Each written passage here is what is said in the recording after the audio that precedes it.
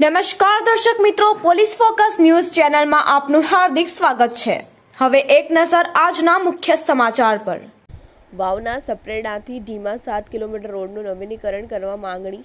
તૂટેલા રોડથી વાહન ચાલકો પરેશાન। વાવ તાલુકાના થરાદથી ઢીમા રોડની ભયંકર હાલત થઈ ગઈ છે, જેની અનેક વખત રજૂઆતો કરી છતાં કોઈ જ પરિણામ આવતું નથી, જેને લઈને ફરીથી વાવ તાલુકાના સરપંચ એસોસિએશનના પ્રમુખે જિલ્લા કલેક્ટરને એક લેખિતમાં પત્ર આપી રજૂઆત કરી છે।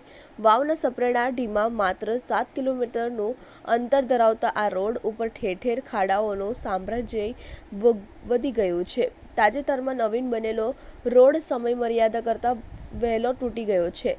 વધુમાં ઢીમા ખાતે સુપ્રસિદ્ધ કાળિયા ઠાકરનું મંદિર આવેલા હોય ઢીમા થરાદ ઉપર વાહનોનો તેમજ યાત્રિકોનો વધુ પડતો ઘસારો રહેતો હોય નવીન બનેલો રોડ તૂટી ગયો છે। જો કે ઢીમાથી થરાદ 12 કિલોમીટરના અંતરે વચ્ચે 10થી વધુ જગ્યા ઉપર રોડ તૂટી ગયો છે। ઠેર ઠેર ખાડાઓનો સામ્રાજ્ય વધી જવાથી અકસ્માતનું પ્રમાણ પણ વધી ગયું છે, જેથી સત્વરે ઢીમાથી થરાદ અને સપ્રેડા રોડનું નવીનીકરણ અથવા રિપેર કરવાની માંગ સાથે સરપંચ એસોસિએશનના પ્રમુખે રજૂઆત કરી છે।